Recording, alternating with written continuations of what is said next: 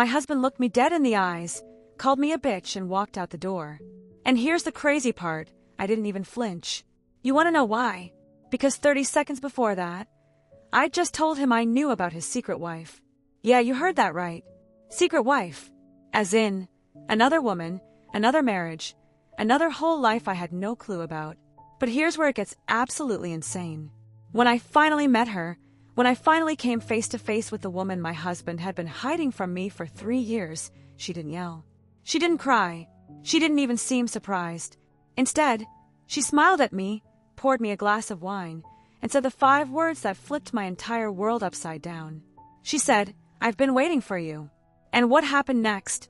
What she told me about my husband, about herself, about the real reason he'd been living this double life, it wasn't just shocking. It was so twisted, so completely messed up, that by the end of that conversation, I wasn't even mad anymore. I was terrified. It all started 6 months ago, though I didn't realize it at the time. My husband, Derek, and I had been married for 5 years. 5 pretty good years, or so I thought. We had our issues like every couple, but nothing major. He worked in sales, traveled a lot for work, sometimes gone 3 or 4 days a week. I worked from home as a graphic designer, so our schedules just kind of worked. He'd leave Monday morning, come back Thursday night. We'd have the weekend together. It was our normal, our routine, and I never questioned it. Why would I? Derek was attentive when he was home. He called me every night when he was traveling, sent me pictures of whatever city he was in. There were no red flags, no late-night mysterious phone calls, no lipstick on his collar, nothing. But then my friend Jess came to visit. Jess lived about 4 hours away in a city where Derek traveled for work pretty often. She was in town for the weekend, and we were catching up over brunch when she said something that made my blood run cold. She goes, "Hey, random question, but does Derek have a twin brother or something?" I just stared at her. I was like, "No, why?" And she got this weird look on her face. She said she'd seen someone who looked exactly like Derek at a restaurant in her city a few weeks back. But he was with a woman, and they weren't just having dinner. They were holding hands, being all couple Y. She said she almost went over to say hi, but something felt off, so she didn't. I laughed it off, told her it must have been someone who just looked like him. Derek didn't have a twin, didn't even have any siblings. He was an only child, and he'd never cheat on me. We were solid, but Jess wasn't laughing.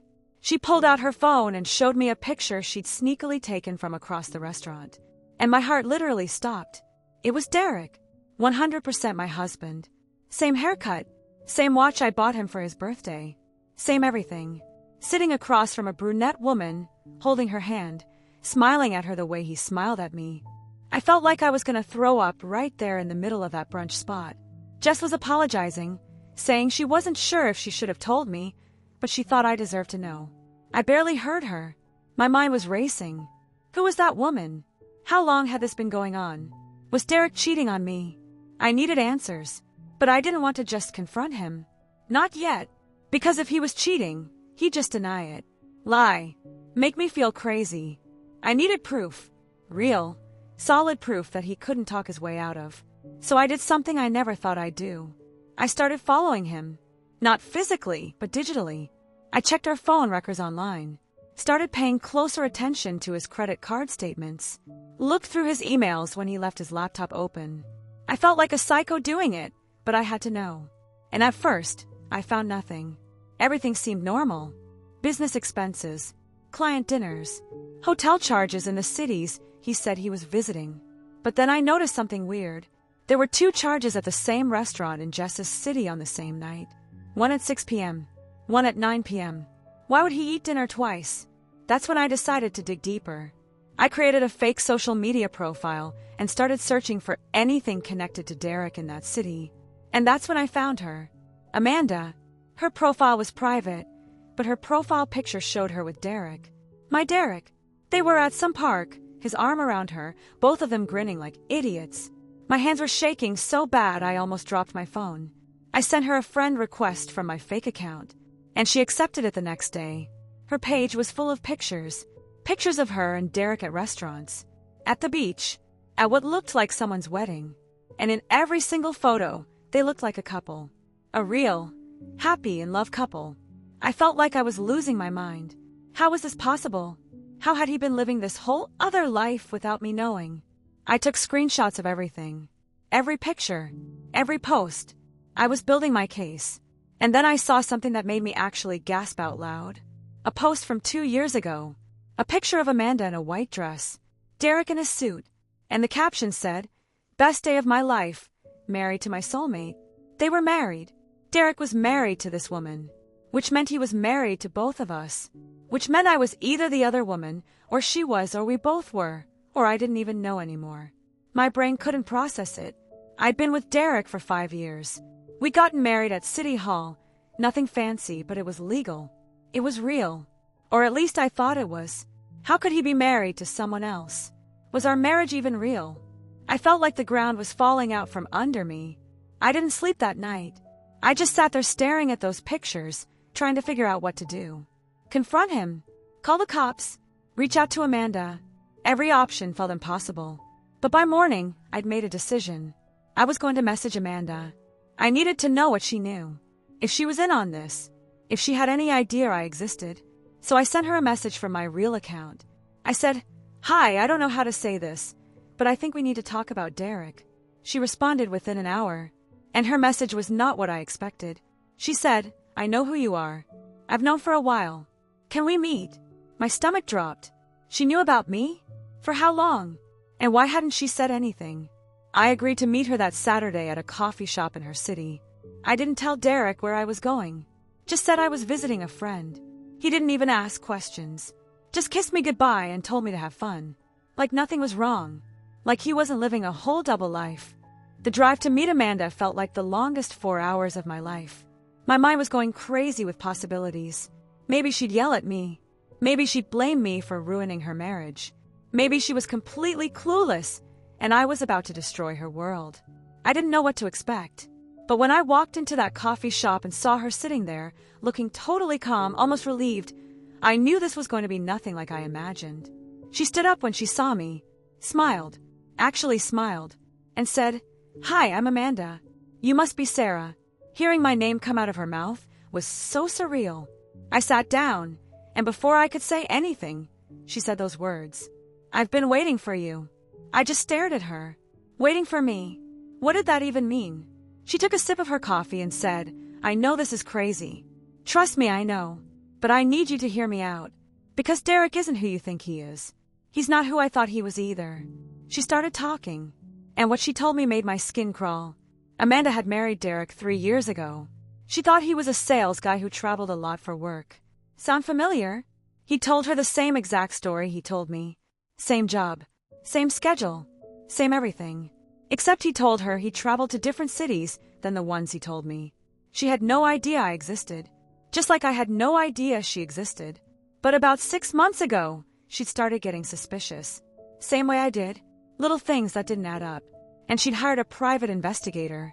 The PI found me. Found our marriage certificate. Found our house. Found everything. And when Amanda confronted Derek about it, he didn't deny it. He admitted he was married to both of us. But here's the part that made my blood turn to ice. He told Amanda he had to marry me. That it wasn't his choice. That he was being forced to live this double life by someone. And if he didn't do exactly what they said, someone would get hurt. I literally laughed. I was like, that's insane. That's the most ridiculous excuse I've ever heard. But Amanda wasn't laughing. She leaned forward and said, "That's what I thought too. Until I met the person forcing him to do it. I felt my whole body go cold." "What person?" She pulled out her phone and showed me a picture. And when I saw who it was, I thought I was going to pass out. It was Derek's ex-girlfriend. A woman named Rachel who he told me died in a car accident 7 years ago. Except she wasn't dead. She was very much alive. And according to Amanda, she was blackmailing Derek.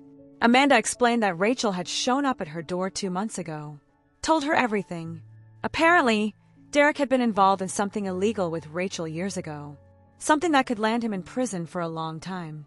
Rachel had evidence. Documents. Recordings. Everything. And she told Derek that if he didn't do exactly what she said, she'd turn him in. What she wanted was simple. She wanted him to marry 2 women. Live a double life. Suffer. She wanted to destroy his life slowly, piece by piece, because he destroyed hers when he'd ended their relationship. I felt like I was in a bad movie. This couldn't be real. But Amanda swore it was. She said Rachel had shown her proof, and Rachel had told Amanda to wait, to let Derek keep living his double life until the perfect moment. And then Rachel wanted both of us, me and Amanda, to confront him together. She wanted him to lose everything at once. Both wives, both lives, everything.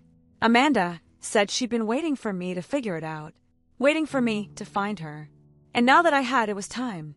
My head was spinning. I didn't know what to believe. Part of me thought Amanda was crazy, or lying, or that this whole thing was some elaborate setup. But she showed me texts from Rachel, pictures, proof that Rachel was real and very much involved in all of this.